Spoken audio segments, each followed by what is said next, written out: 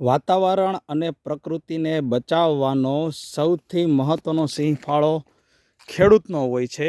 અત્યારના સમયમાં global warming અને ક્લાઇમેટ ચેન્જ એ સૌથી મોટો ઇસ્યુ બની ગયો છે, જેના કારણે પ્રકૃતિઓમાં ઘણો બધો બદલાવ આવે છે અને એનો સૌથી વધારે નુકસાન ભોગવી રહ્યો છે ખેડૂત. હવે આ નુકસાનીની ભરપાઈ કઈ રીતે કરવી એ બહુ મોટો પ્રશ્ન છે.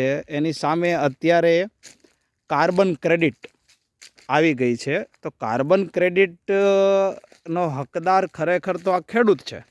આ ખેડૂત જ પ્રકૃતિને બચાવે છે, વધુ ઝાડ વાવે છે, વાતાવરણને બચાવે છે, એન્વાયરમેન્ટને બચાવે છે.